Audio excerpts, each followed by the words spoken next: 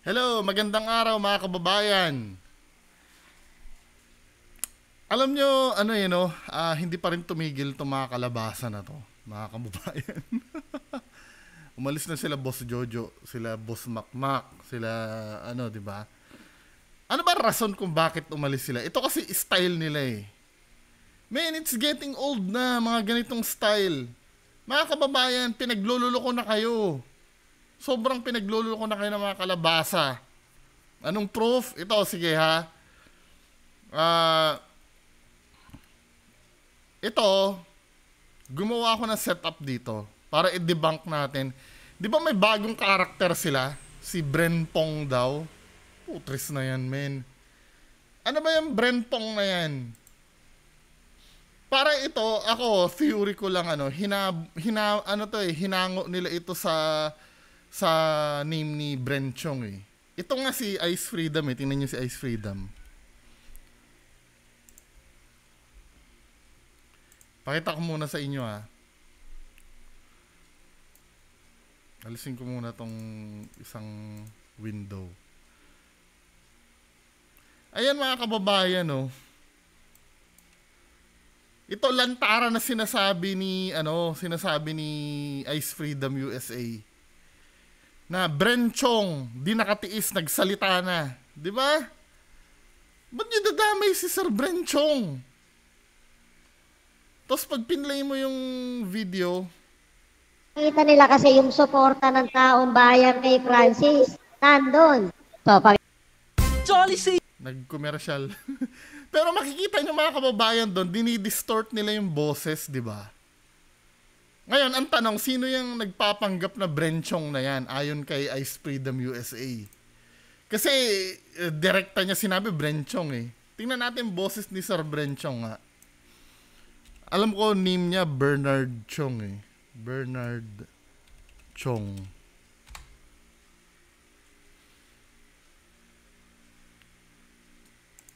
Tingnan natin boses ni Sir Bernard Chong ah. May Q&A siya. Probably 8 years old or 7 years old until now. I remember playing Atari, family computer, Sega, Super NES, and Diba? Yan ang boses ni Sir Bernard Chong, men, mga kababayan ko. Mga kalabasa ko, utang na loob, makinig kayo sa akin. Hindi ako naninira, di ba? Ina-expose ko yung totoo. Tapos ito ngayon, balik natin yung setup natin ha. Kasi itong kabila Audacity to eh. Sound editor to eh. Dito mga kababayan, sa video, ito ay in-stream nung sorry, inubo yata ako, baka may COVID ako no. May panlasa pa naman ako. So in-upload itong video na to or in-stream itong video na to April 11, 2021. Diba? Meron nitong 9,000 as of this recording. I-zoom ko lang dito sa inyo para makita nyo. Mga kababayan, panluloko to. I'm so sorry ah. Napaka-lame nitong kabullshit na ginagawa nyo. Dinadamay nyo pa si Sir Brenchong. Ito. Ang name ng video, Kulitan, Tawanan, Good Vibes lang tayo dito. So jump tayo doon sa pinakilala nila si Sir Brenchong Pingi-pingi halakas loob niyang hinamo na lahat ng mga mayayaman na siyang dahilan. Magandang hapon naman sa'yo, Brenpong. Di ba? Brenpong. Pero sabi ni Ice Freedom USA, Brenchong daw yan. Papahama kayo ni Ice Freedom USA eh. O whatever it is, dito tayo sa issue na to na pinagpapalagay na nila na yan si Brenpong. Sige, hindi na si Sir. Kasi yan ang una magiging palusot nila eh. Hindi naman Brenchong yung nakalagay eh. Brenpong naman eh. Di ba? Brenpong daw. Brenpong. Putris na. Napaka-lame. Bagong karakter to. Si Brenpong. Play natin ha. ano ba meron dito? Ano daw? Good afternoon to everyone. Ayun. It is my first time. First time Yes. na Medyo daw. At nahihiya pa. napakaswerte. True. Ayan, sa lahat ng mga may Ano ba gustong gagawin katanungan, ko dito? magtanong lang po kayo. Ano ba gagawin ko Siyempre. dito? Mhm. Magbabasa ba ako ng mga nagko-comment sa baba? Katulad ni RJ Sunliga, FFCI. So, dito, ewan ko, dito ba nag-premiere yung karakter na Brenpong, mga kababayan? Doon tayo pag tinatanong kung sino siya, ano? Hindi sana ako aakyat dito at di naman ako marunong dito. Pinuntahan lang ako ni Yama na nakiusap na kung maaari daw na magsabi naman ako kung ano yung pagkakilala ko doon sa kaibigan ko. So, kaibigan niya daw. Ang tinutukay dito sa FLM. Sige, subukan natin. Mga sinungaling talaga itong mga to eh, no? Ito si Sir Lemor tsaka si Ma'am Yama. Tanong ko kay Yama kung may magaganda rito. Alam niya naman, mahilig ako sa babae. Kaya, sinabi niya marami eh. Mukha lang wala akong nakikita eh. Gusto ko yung magpapakilala siya. Pangalan pa lang. Siyempre, marami pong magaganda dito. Mamaya po may magpapalipad pa dyan. Ano ba yan? Grabe naman. Ayan na naman yung palipad na yan, ano? Dito sa bandang tatanong kung sino siya eh. Pero kami po ay i-interview po na sana namin kayo. Hindi, Bren po. Bren. May lambing sa dulo. Hindi daw Brenpong, may lambing daw sa dulo. Ganon. Brenpong. Ayusin mo ko. Ayan, nagtatanong. Ganon. Pogi ba yan, Sek? Aba, gusto niyo malaman? Punta kayo dito sa Eastwood. Eastwood daw. Ano ba gagawin ko dito, Sek? Nasa po ang location nyo, Mr. Bren Ong? Saan po kayo located? Ngayong mga sandaling to, nandito ako sa Eastwood. At minamanage ko lahat ng mga negosyo ko. O, di ba mga kababayan?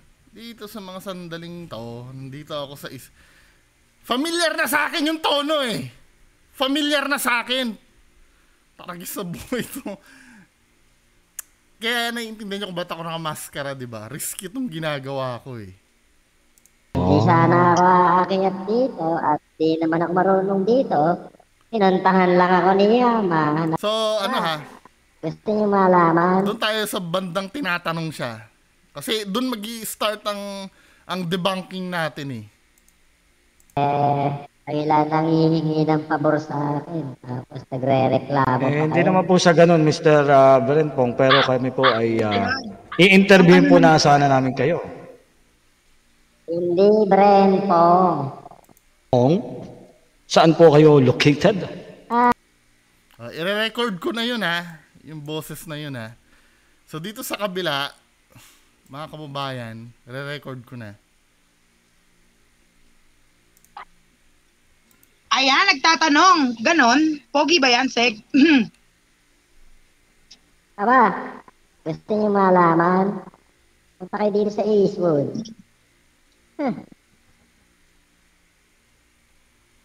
Ano ba gagawin ko dito, Sek? Nasa po ang location nyo, Mr. Bren Ong? Saan po kayo located?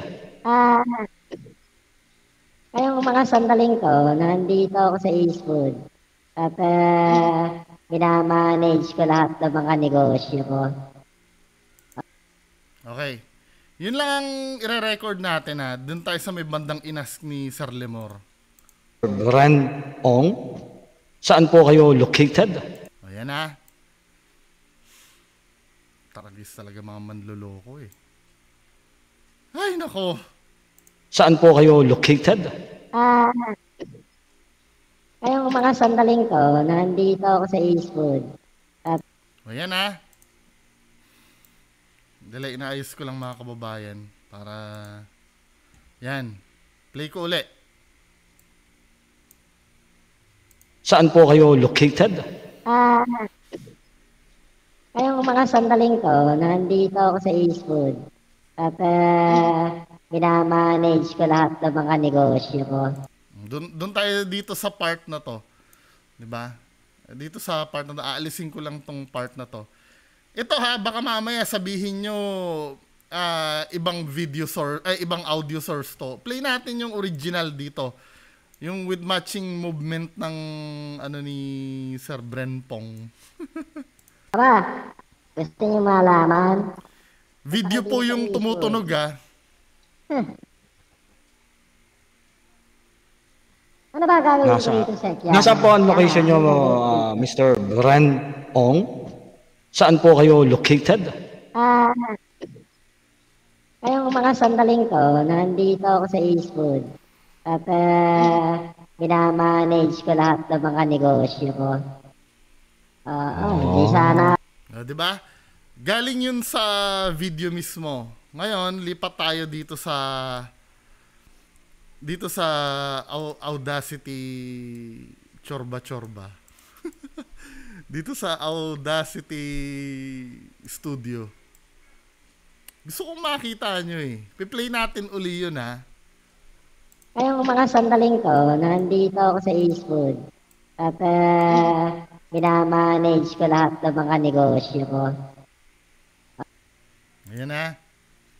Ngayon, obviously kasi, filtered yung audio eh. Filtered yung audio. Dahil may experience ako sa editing nung... Hindi naman ako expert sa editing, ano. Pero may experience ako pagka ganyan filter kasi alam ko pitch yan eh. Change yung pitch eh. Ngayon, bawasan natin yung pitch. Kasi yun lang naman finilter sa kanya eh. Play natin ha. Ubo talaga ako. Negative 31%. Alisan ko pitch. Ulitin ko muna ha, para may alam niyo yung difference. Ito yung original. Unaltered galing dun sa video. Ngayong mga sandaling to, nandito ako sa Eastwood. At minamanage ko lahat ng mga negosyo ko.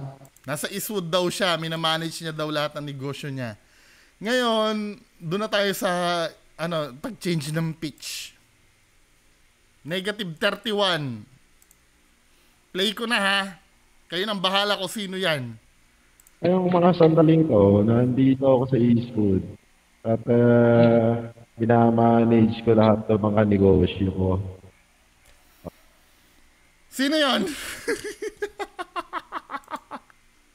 Hindi ko pa masyado matimpla yung pitch eh. Pero gawin kong 32% ang negative 32%.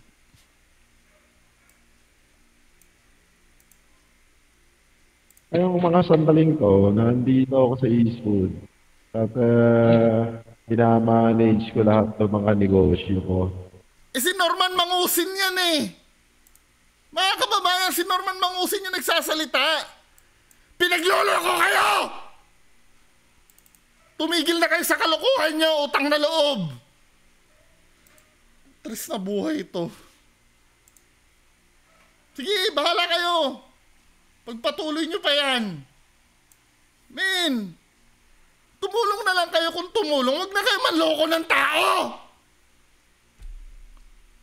Kayo mga tanga, paniwalaan nyo!